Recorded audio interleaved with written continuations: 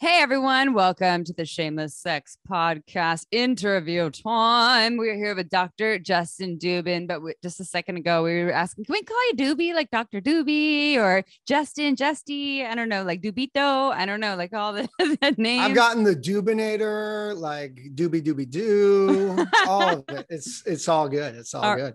All right. Well, so he is the doctor on scene here at Shameless Sex headquarters. He's over in I already forgot. You're currently in Chicago, yeah. Originally from New Jersey, moving to Miami. Oh, there you go. Yeah. Yes, someone's taking nailed tabs. it.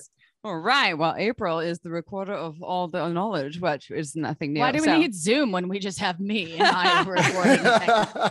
We were also, so this will lead into our first prompt or question, because you were just talking about like mom's proud that you're the doctor of erectile dysfunction or erectile control issues, blue balls, porn, etc. So yes, let's elaborate on this, Dr. Doobie, Dr. Justin Dubin. Please tell us how you got to where you are today in the field of sexuality. Mom is so proud. Yeah. So, I grew up in New Jersey, as I told you guys, as you guys just said. I did my undergrad at Johns Hopkins in Baltimore. I majored in biology.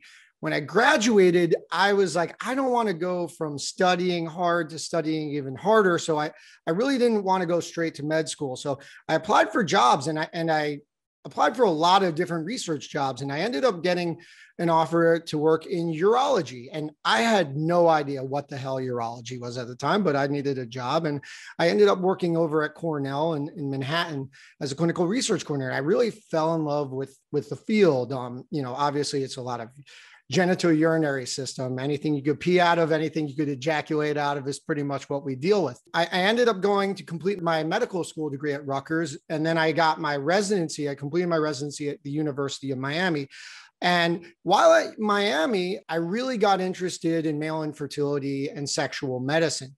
And a lot of the research that we did that we're going to talk about was done then. And some of the other stuff done now. And currently I'm wrapping up this specialty in male infertility sexual medicine at Northwestern. And then I'll be moving back to Miami. I'll be practicing in Hollywood. But what I really love about sexual medicine and infertility is really that you get to focus on people's quality of life. Most medicine, when you think about medicine, you're like, I don't want to die, or like, I'm sick as shit. Like, someone come help me.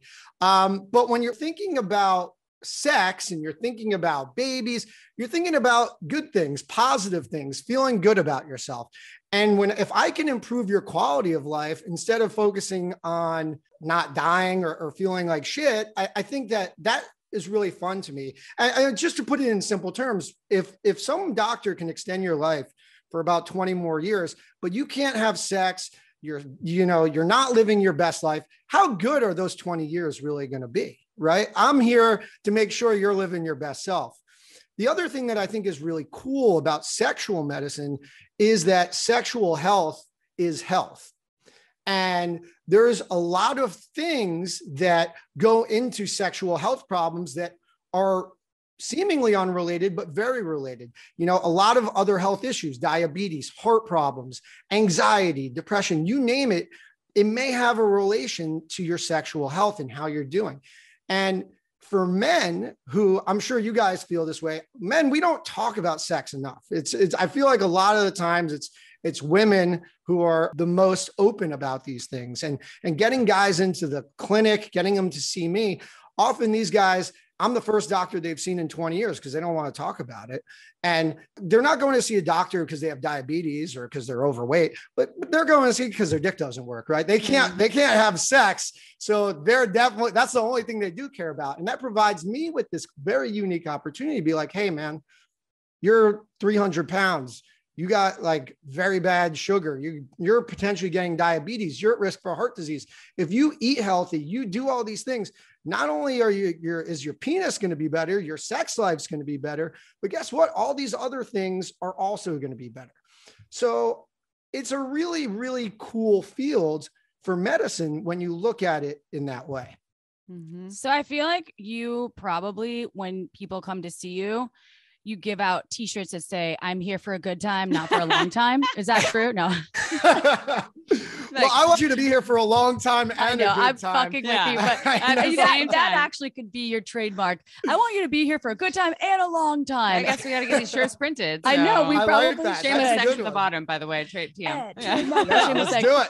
Let's Well, make a shirt. Talking to you, I feel so comfortable already, even though we've been on the air with you for just a few minutes, because you do have this relatability that's really comforting, at least for me, talking to a dude about sex. And if you're another penis owner out there talking to people about sex, when it's your doctor or your primary care physician, it can be daunting. And so I just want to give you some cred, some street cred for our 15 minutes of Zoom right now. And You're more than 15. well, 15 minutes. Sorry. Thank you.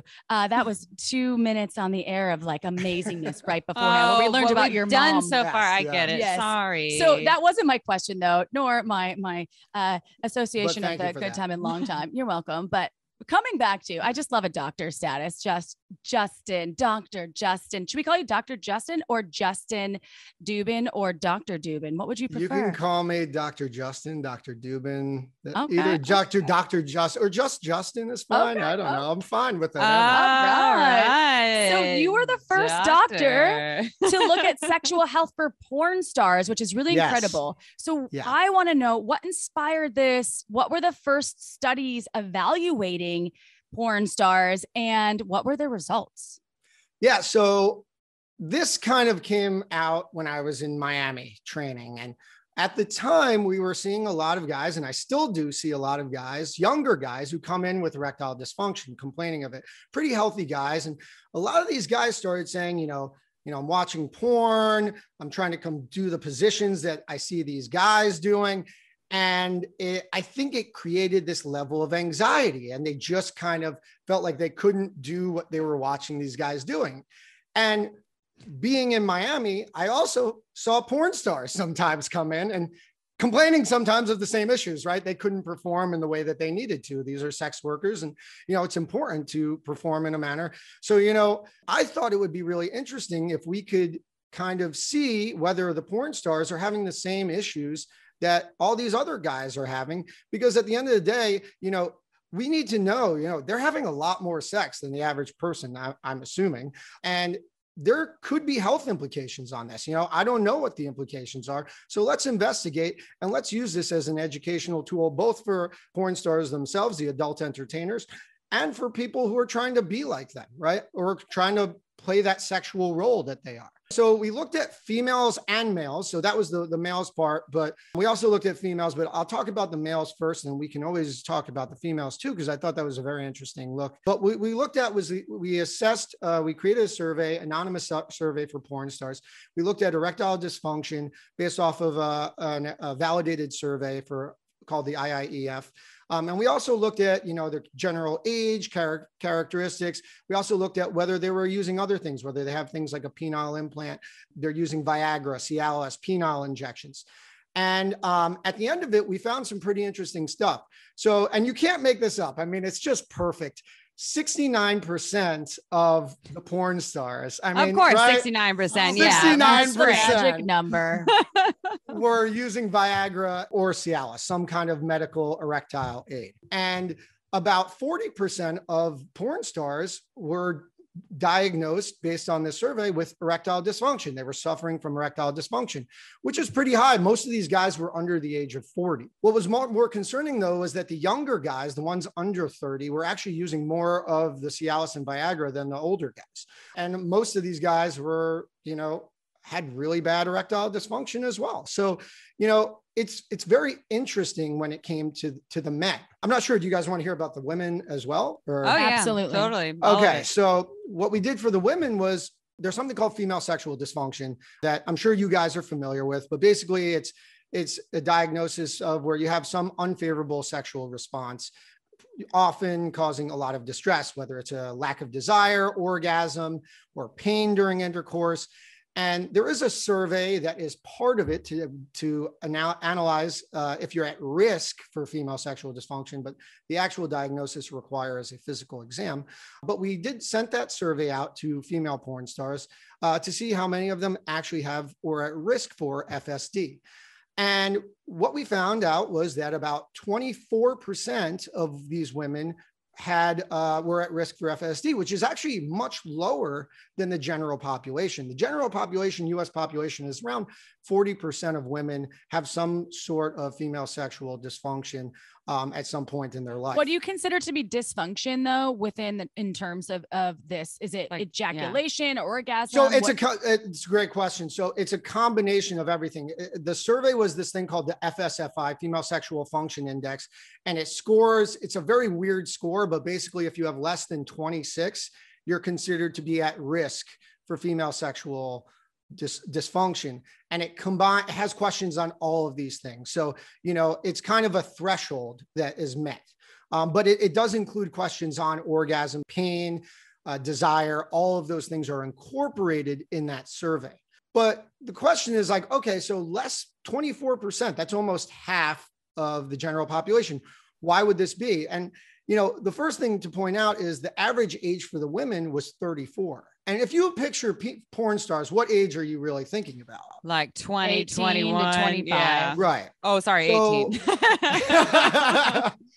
Hey, MILF porn, everyone's got their thing. Yeah, and the MILF porn's 30. They're 30 when MILF porn. So. Are they really? I don't know. I'm pretty sure. All right. More than we do. So. I would assume I'd be a gilf in my porn. brain, Okay? I'm thinking 45. Yeah. Really?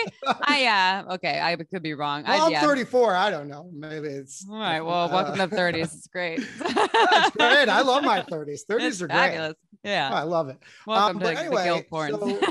So I think it kind of self-selected, right? I think we self-selected a population of like, if you're 18 and you have female sexual dysfunction, you're probably not going to stay in the porn industry for long because it probably isn't fun, right? So I think the people who were around it and didn't have these issues probably stayed in it longer. So I kind of think that's where we're at with that. So that's what we found on those studies. So the dysfunction piece would be, because that's like a broad category. And so, right, because like for us over here, when we describe erectile control, orgasmic, those are the words we would use. Instead of dysfunction, we would say, so I have an erectile dysfunction would be, I don't have the control over my erections that I would like to. I don't have, or ejaculatory control. I don't have the control over the ejaculatory process when I come, when I don't come, et cetera, whether it's delayed ejaculation, early ejaculation, which people call premature. And then for vulva owning individuals, also anorgasmia, which Dr. Nan has talked about. Like I can't have an orgasm. Anorgasmia. Yeah. And so there's all these things but they all get thrown in this like category of dysfunction, and people are like, I'm broken, so that's like this whole piece there that can be really hard. And I want to highlight just my personal opinion of just thinking that there's a beauty in the studies that are happening that are showing or generalizing various things of your experience is normal or not unusual. And we're going to get into all the whys here, because that's actually kind of a little more of the next question. And also we are big on, like taking people out of these tiny little boxes of broken or not, and like, dysfunction or functional, and so nothing against you. That's just what we do to clear up. No, I love the way that you frame it with control. I had not heard that before. And I think I'm definitely going to try and incorporate that, because I think it's such a, when you're talking about sexual health, you're talking about problems you're having with sex. If you're putting dysfunction or things like that, it is stigmatizing. And I love the idea of regaining control, having better control over something that you may not have that you currently. I love that. That's awesome. And it goes hand in hand with what you were saying earlier, where you're kind of a little more preventative than like, let's wait till I'm dying and sick. Right. So then we have a full on dysfunction because I'm on my deathbed, but instead it's preventative of like, all right, the thing isn't working the way I want it to. I'm only 18. And what needs to happen here, and how do I learn more about this? So, and that's why we're doing episodes like this. So, okay, let's talk about more about like the erectile dysfunction piece or erectile control. Outside the porn industry, you were seeing that the vulva owning partners, so the female identified partners, they were being blamed for the erectile issues. And then this impacted their own wellness. Why do you feel like their penis owning partners, so that we're talking about heterosexual relationships, were more so blaming their female partners in the first place? Yeah, it was a pretty interesting thing. This study came about honestly, because I was just listening to people, because as a sexual medicine doctor, a lot of women were coming and saying, hey, you know, my partner has been blaming me for their ED and I feel terrible. I feel guilty. Is this true? Is it my fault? And I started seeing it enough that I was like, holy shit, what the hell is going on here? I've never heard of this before. And this wasn't something that I don't think most people were aware of. So we did a survey and we surveyed over 13,000 women, asking them about their sexual experiences, having had, or whether they had a partner lose their erections, had they been blamed, and how that impacted their physical health, their mental health, and their relationships. And we found that approximately 80% of women, and this spanned all age groups, had experienced a male partner losing their erection during sexual activity at one point, which isn't surprising. Yeah. Right. Listen, we've all been there. Like, if a guy has told me, like guys have told me, oh, it's never happened, I'm like, you're bullshitting. Been there with all kinds of ages, of all ages, the people I've had sex with. There was a time, if we had sex multiple times, where like the dick just wasn't doing what the dick wanted to. Right. Exactly. But what was more concerning, though, was that 1 out of 7 of these women, of all women actually, had experienced being blamed by their partner for loss of their erection. That's a huge number that I did not see coming, right? Like, that's so crazy to me. And what was really even more worrisome was that we found out that these women who were blamed for erectile dysfunction, they were more likely to end the sexual encounter. They had a stronger sense of responsibility and worry. They were less sexually satisfied in these relationships, and they were more likely to end the relationship because of their partner's ED. So, you know, this one thing, blame, is compromising physical wellness, mental wellness of your partner, and the relationship as a whole. For what? I mean, it's something that we need to do better at. And I guess the question you said was like, why is this happening? Like, why are guys doing this? I don't really truly know, but I think what has to be part of it is, in a relationship, there is a lot, for most people, there's this emphasis on sex. It's a very personal thing that's very important amongst two people. And there is this always masculine idea of performing and satisfying your partner and being this like stallion of a guy, in my mind, and what I think some guys come to me and complain about. And they have this pressure. Sometimes when it's the first time interacting with a partner, they're probably anxious, they're probably uncomfortable, they're probably nervous. And you hear things like, oh, this has never happened before. You're the first person this has ever happened with. Don't, like, it's not you. Like it's totally you. Like, this is, you know, so there's these interactions, whether it's a long-term relationship thing, or could be these one-off, one-night stand things. But I think these things do go wrong, and we have to do a better job of realizing that they're going to happen. It's not like sometimes it could happen. It's probably going to happen to you. And how we react in the moment is so, so important, not really just to you, but to your partner as well. The thing about performance anxiety or performing in a sexual situation, and porn stars are performers, right? They're there for entertainment value, and they're helping folks out there have more spank bank material. The thing is their longevity in their career is based on their performance.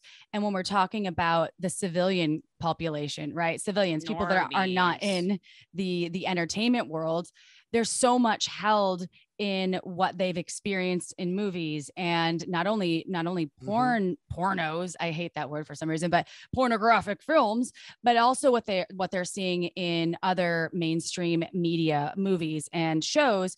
And we all forget, and Amy and I talk about this so often, that our largest sex organ is our brains. Yes. And so when you get your brain is turned on, you're so fucking turned on by this human that you're with, and you are not wet enough in your own brain, right? My pussy's not wet enough. My dick isn't hard enough, or I came too soon, or I'm not getting hard. That is a mind fuck.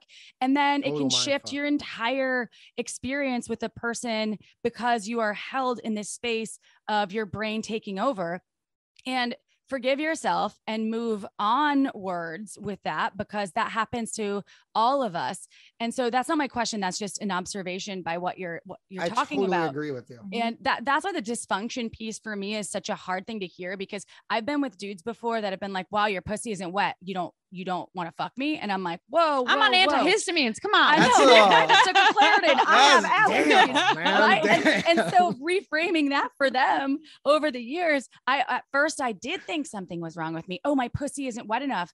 Oh my God, something's wrong with me. This broken thing comes up. And so if your cock isn't responding as well, for talking to people that own penises, that can also be a bit of a thing. And I've been in situations with men, dudes, cis men, that I'm like, oh my God, your cock's not hard. And me being now in a state of owning the fact that doesn't mean it's about me at all. I'm Correct. with the person that's really into me, and I'll check in. Is everything okay? How's it going? There's no pressure. Let's just be. That's another way to frame it. So I take a different route there. I don't even say, is everything okay? Because I feel like that in itself is like, spotlight. Oh shit, my dick is on the spotlight. And so for me, I'm more like, oh, all good. There's so many things. You have all these hands, you got this mouth. There's so many things we could do. Like, it doesn't matter if your cock is hard or soft. It's like, there's so many things that we can do. That's also, I have a whole drawer of sex toys. And so like the taking off the attention. And then honestly, what often happens is then the cock kind of starts to get hard. It gets back up. It wakes Totally. up. It wakes up. Yeah. It has revived itself. But just to piggyback off of that before the question, I think you both bring up excellent points. Well, first off, one problem that we do have with men is that men associate sex with just penetrative intercourse, and everything that you guys just said is 100% right. Just because my penis doesn't work doesn't mean that I can't use my mouth. I can't use my fingers. I can't use other parts of my body to pleasure your body. So that's a very important thing that we need to continue to stress. The second thing is that in this study, I put it online, and one of the most interesting things I got back was from men saying like, yes, this is a problem. However, exactly what you guys said, it was like, sometimes I didn't get it up and I was laughed at, and that also bothered me. And I felt compelled to whether respond or, so it does go both ways. I only did the study on this side. I don't have any data on the other, but it is an important consideration, right? It's not anyone's fault. I would say most of the time it's neither person's fault. So let's just let it be and let's move on and do something else. And there's still ways to have fun. Endless. This next question, I believe that it might be rhetorical in my own brain. It is because we're speaking a lot to the straight world right now, hetero relationships. Yeah. And I know, I mean, I have plenty of friends that are all over the spectrum. If we're talking about the Kinsey scale, that lean towards the same experiences that we all experience in the hetero world. But do you have any studies or knowledge of how this shows up in non-hetero relationships? Or is it more of this in the straight world? It's a great question. And I don't have any data, and I don't know at all, to be honest. But I would imagine that it's probably, we're all human. We're all human. We all, like you said, whether you have a vulva, you have a penis, whatever it is, if something's bothering you, you may feel guilt. You may put blame on someone. So I can't imagine it's non-existent within those communities as well. I just don't know the prevalence or how it impacts other people. But I think we'd be crazy to say that these things don't happen with any relationship. I don't care who you're with or how you identify. These things are innately human, and that's what we all are. Mm-hmm. Yeah. And I think that people would assume like, okay, so like, I love using the example. It drives April crazy because I do it for every fucking episode. So April and I are in a relationship. We both have pussies. So one would assume, well, I have a pussy and she has a pussy. So we would understand each other's pussies. And so when her pussy doesn't get wet, as someone else who has a pussy, I would understand, oh, I understand that your pussy's not wet. It's not about me because I know all about this, but I could still have all of my own stories and misconceptions about the way sexuality works, because who the fuck taught us in the first place, whether you have a pussy or not, whether we have like the same, and also her pussy's different than mine. So I would imagine that if someone were to go into the world of that data or those studies, that you would still find some form of what you're talking about, where whether it's casual sex or long-term sex, we're often it's coming down to ego. It's coming down to worthiness, and me putting my worthiness on you, right? Like, you're not performing the way I want, and now I'm going to point my finger at you because I don't feel good now, and whether it's pointing a finger at the person with the pussy that's not wet enough, or didn't have the orgasm, or the cock that didn't get hard, or didn't have the orgasm, or came too soon, or all of these different pieces, when instead we could be like, oh, let's just make it about the journey. And we realize that we're human and that there's so much more here that is available. So I have a question though for you about erectile control issues. Yes. And so, because we've talked about like a number of the issues here, it sounds like a lot of it is more in the head, honestly, but like, what are some of the main actual reasons for erectile control that you've seen? Yeah. So I'm going to call it erectile control because I think that's a great word. Nice. I like that. So you can say dysfunction. Can I say having, well, having, all right, I'm just going to say ED. I'll just break it down to ED. So ED is actually way more common. I mean, than I think most people think. So the data shows that about 30% of men under 40 have erectile dysfunction, 40% in their 40s, 50% in their 50s, 60% in their 60s, and about 70% in their 70s. Is that a correlation due to testosterone depletion, or what is that in relation to? Porn. It's porn's fault. The coincidence there is a little disconcerting to me. So I want to know more. This is beautiful because you know, I know we seem like simple beasts and simple creatures. You get it up or you don't. It's black or white, but it's really much more complicated. Okay. And it goes back to this idea that sexual health is health. And there's so many things that can compromise these things. So to simplify it, I'm going to give you 5 things you need. You need 5 good things to get a good erection. Okay. You need, and if any of these things stinks or is in trouble or is compromised, you may not get it up.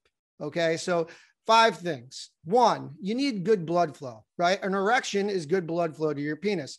And if you don't have good blood flow, you're not getting an erection and you're not going to be happy. And these things can be impacted by things like heart disease, vascular disease, all things that can build plaque up or compromise, you know, the endothelium, what we call, of your vessels.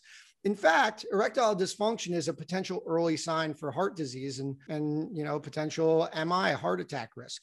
So, you know, we actually have sex doctors like me. We have a pretty good relationship with cardiologists because I see a young guy who's overweight, no other issues than having erectile dysfunction. I'm like, maybe you should go see a cardiologist to just get looked at. So that's number 1. Number 2, you need to have good nerves. You know, there's a lot of nerves that are involved with getting an erection, stimulating an erection, having an ejaculation, orgasming, and all these things. And these things can be damaged. Obviously, there's things like trauma, injuries, but there's also things like diabetes, right? Having bad glucose levels, poorly controlled sugars damages your nerves. And people think when they have diabetes, they think like vision loss, they can't feel the tips of their fingers, they lose sensation in their feet. But guess what else is like a organ that's like an extra little finger? It's your dick. The cat. So, it's your penis. So that can be compromised. Okay. Number 3 is you kind of alluded to hormone levels. You need to have good hormone levels. The big one is testosterone. Testosterone is a very important hormone for sexual health, libido, erections. And as you get older, that level can decline, you know, and some men have what we call hypogonadism or low testosterone. And if you have these issues, the good news is, you know, we can fix them. We have medications, whether it's through injections of testosterone, if you want to preserve your fertility, there's other medications, oral medications. So there's options we can do to increase your testosterone and give you better erections, better sex life, potentially improve your fertility as well. The 4th thing is, this one's pretty obvious. You need to be aroused, right? Like you got to be turned on. No way. You know, I thought we could override that one. Okay, well, forget that one. That one was just, but the 5th one, it goes hand in hand with arousal, is you need to be in a good state of mind, right? You can't have significant anxiety. You can't have a fear or depression or something going on because, you know, I believe it was Robin Williams who said, you know, God made the brain and the penis and only enough blood to control one at a time. So if you're up in here, down here is not going to work. And the problems can be, though, you know, even if you're treating your anxiety, you're treating your depression with things like antidepressants, unfortunately, sometimes the side effects of these things can also be decreased libido, decreased erectile function. It's just the nature of these medications. And that's something that I usually don't, if you're having issues with, you know, the medications you're on for your mental health, that's something you need to talk with your psychiatrist. And they do excellent work of trying to, you know, find the right medication. There's a lot of different things out there that we can find that fits you and fits what you need. So those are the 5 things you need to get a good erection. I like that list. So that brings me to, I feel like it's a perfect segue because we just talked about SSRIs, which are the inhibitors that help folks when they're taking antidepressants. They're the serotonin and help me out. Reuptake inhibitor. Thank you. Sometimes we have a doctor on board. I'm not a doctor. I've just heard it many times. I'm not a doctor and I'm not a psychiatrist. So more folks I feel are on these SSRIs, and there's other forms of medications that help people that have depression. And so I know there is a link between the brain's connectivity with the genitals and blood flow and whatnot. And my question isn't that technical, but I think it kind of leads into, why are so many younger people experiencing erectile control issues these days specifically? Is it due to maybe the intake of more of these meds, or are there other factors involved? Watching? Right. I just want to hear your take on this. Yeah, it's such a controversial topic. There's so many papers out there. There's so many things trying to investigate why more young people are having these issues. And for me, the way I broke it down is kind of the exact 2 things that you alluded to. I think mental health is a real issue, right? There's a mental health pandemic going on right now. We already know that during COVID, mental health issues ramped up. More people were diagnosed with anxiety, depression. More people are on SSRIs, all these medications.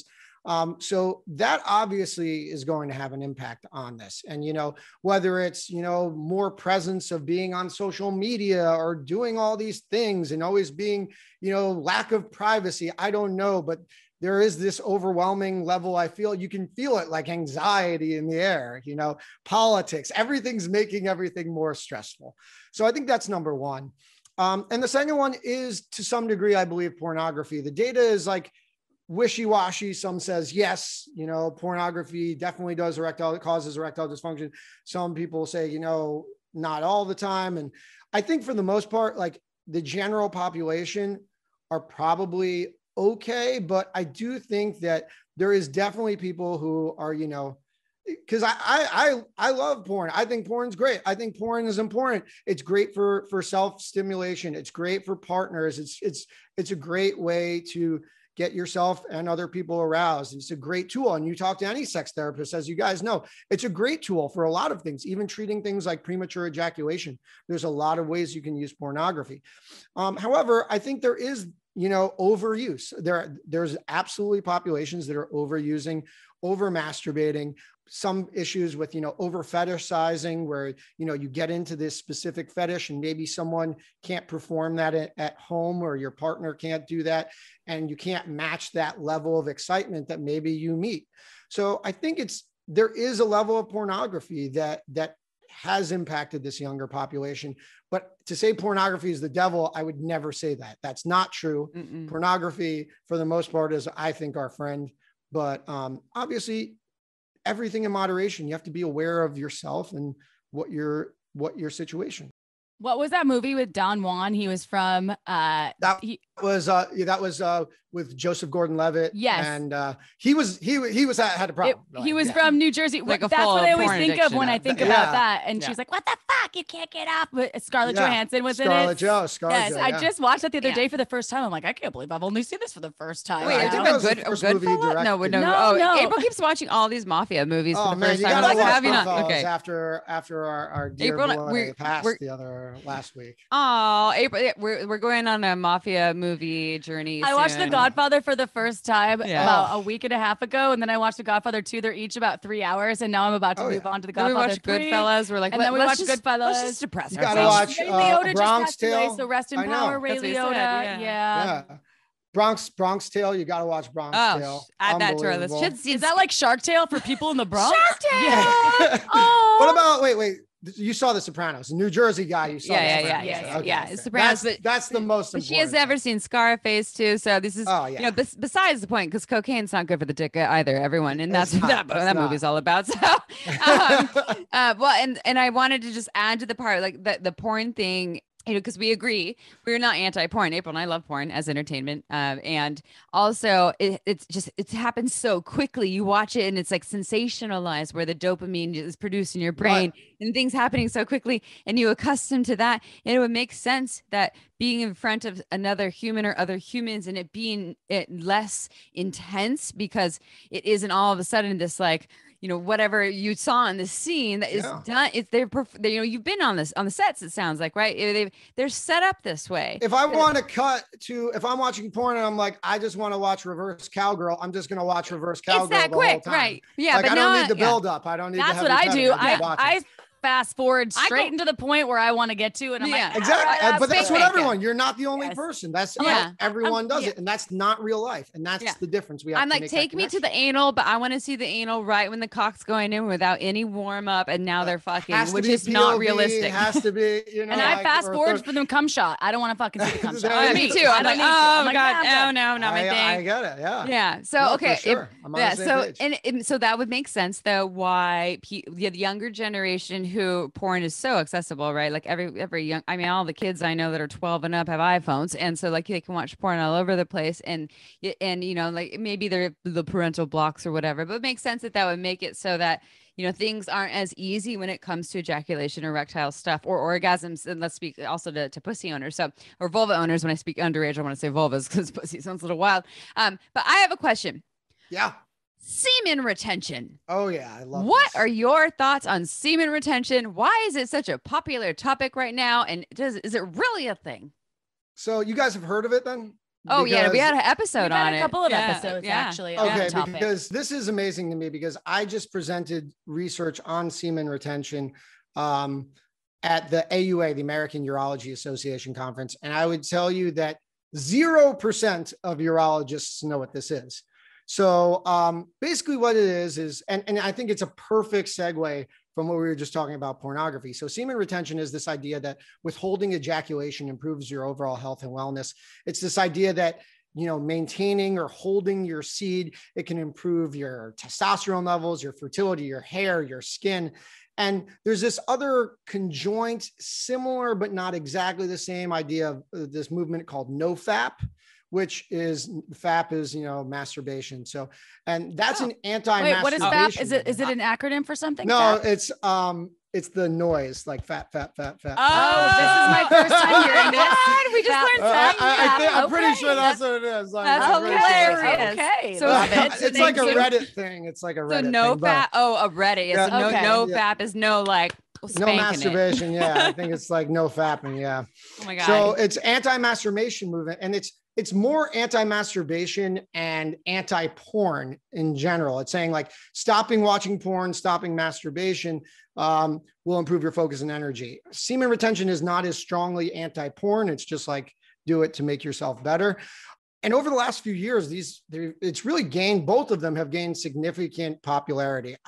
For the life of me, I have no idea why the hell it has been, but we looked at men's health topics on TikTok and Instagram, and this is what we presented our research on. We were just interested what kind of research topics for men's health people are looking at on TikTok and Instagram. And by far, semen retention / NoFap was the most popular topic out of all the men's health topics we looked at.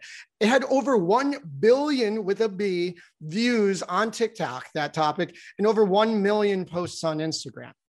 And I do not know why it's popular, but my theory is kind of like what we were talking about with pornography, where maybe we were this generation where we had so much exposure. These younger guys, like we were the last generation of like we could watch scrambled porn on like we were that generation too. We used our imagination. We were the last ones. Now, like you said, you could get it on your phone, and maybe so much of that has led to an overexposure that some people, and this is not everyone, obviously, that see things in more extremes, who are like, okay, if I'm jerking off every day and I feel like shit, maybe if I just stop doing that will be the solution to my problems.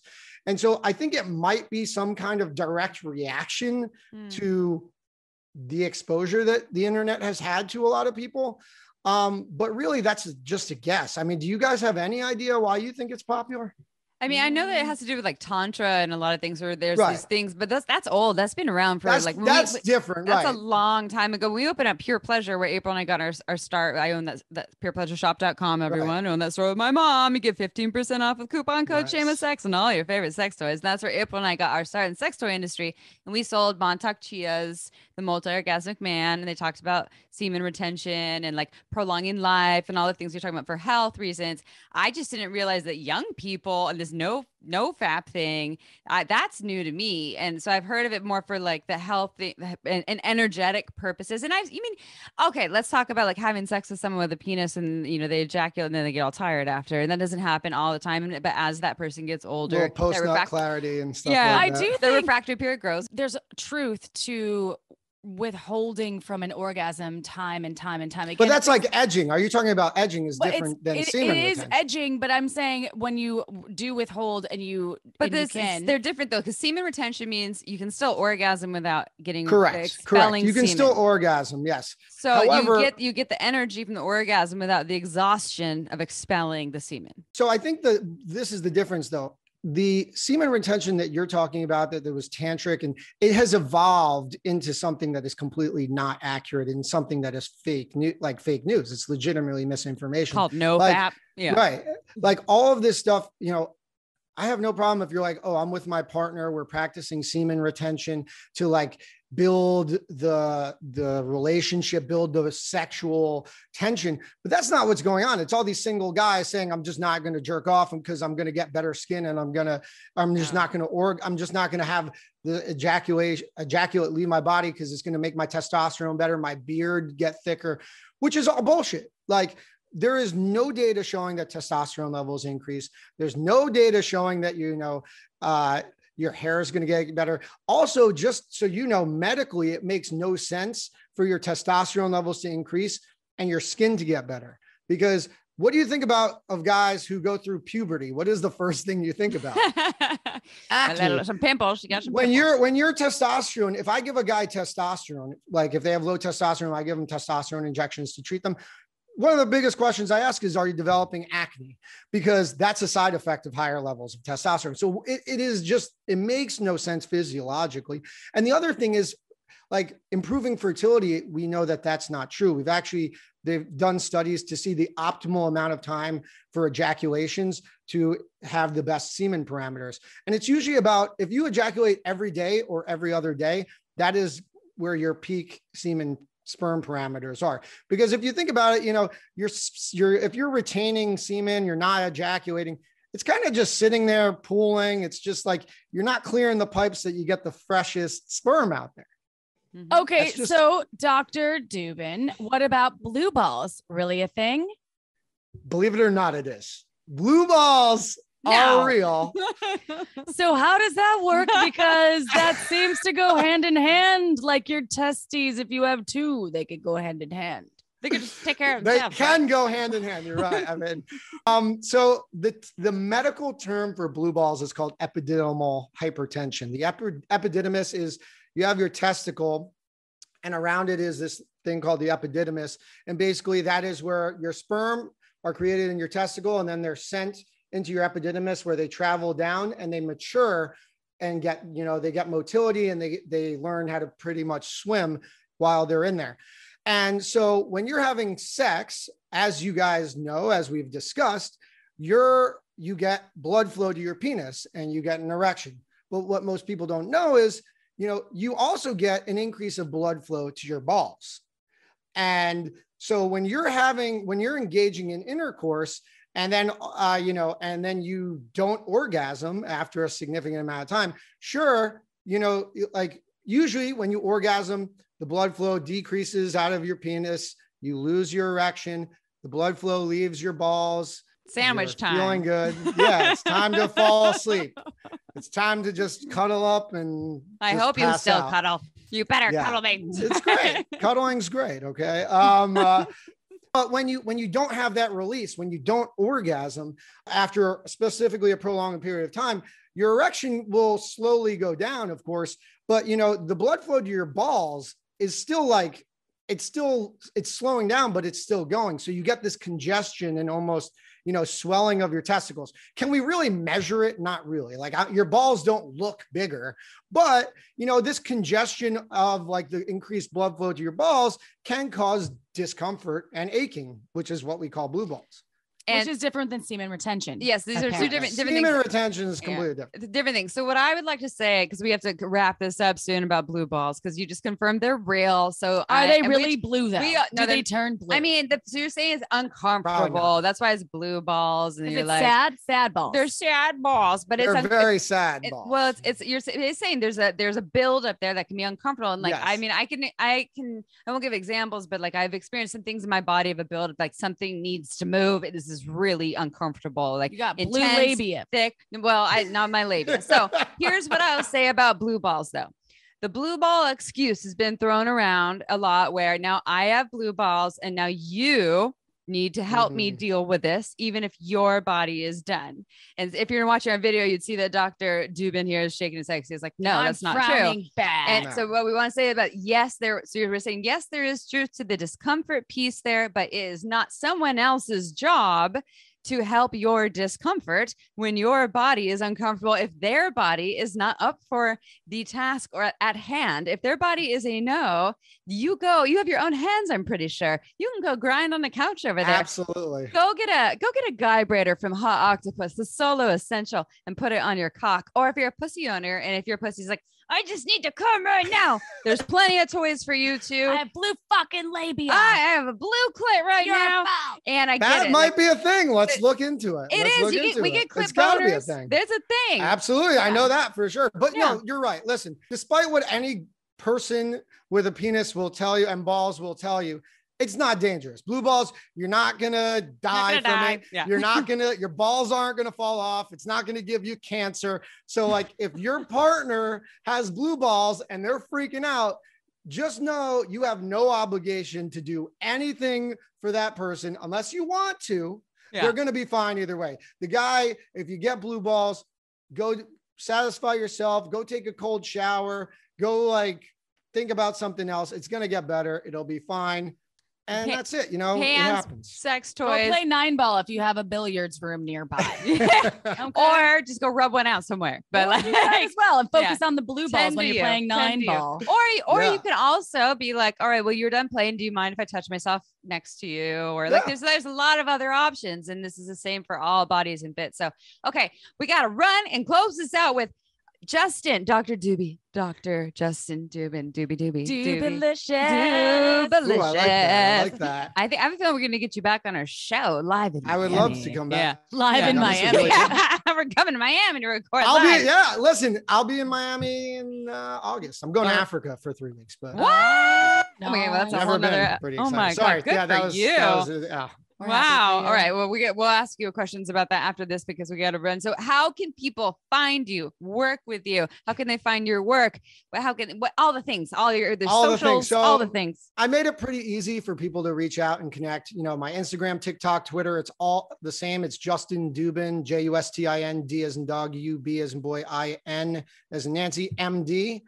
If you want to email me, JustinDubinMD@gmail.com. It's the same exact thing. I made it very easy. I do have a men's health podcast called Man Up, a doctor's guide to men's health. We talk about these kinds of topics all the time.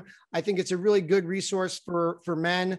We also interview guys who have issues, like who have gone through prostate cancer, who've gotten vasectomies, things like that. I would love to come and talk about vasectomies. They rule. Let's do that next time. You can do the manuppod.com, but you can also search Man Up on Spotify, iTunes, any podcasting platform. But that's where you can get me. Well, you'll be back. Dr. Justin Dubin, everyone. I'm giving you my drag queen clap. Have you ever watched any? This is like, is that like, is that spirit fingers? No, this is spirit fingers. This is how you clap on Coda, which is just when the new film that came out that just won. That's what deaf folks. Movie. Yes. Unbelievable movie. Yes. You gyrate all the fingers, but the drag queen clap I just learned is just touching your middle finger to your thumb. Or have you been to the more conscious people that just snap? You can snap as well. However, I wanted to give you all of the claps, all of them that are verbal and they're audible and they're also visual. So thank you so much for sharing all of this beautiful This was knowledge really with us. fun. This was so much fun. Oh, we're Thank having you guys back for having me. vasectomy. Oh, you're just so you coming know. back Yeah. because Oh yeah, that's great. I'm vasectomy down. is one of my favorite things to talk about. And to all of you shameless sex revolutionaries out there that are listening right now, if you haven't done so, please go to iTunes and Spotify and rate Shameless Sex. If you give us 5 stars, we love you even more. I dream about you at night, and so does Amy. We read every single one of those reviews. So please just take a moment. If you only have time for a little baby emoji, we appreciate that too. We will see you next Tuesday, y'all. Thank you. Ciao for now.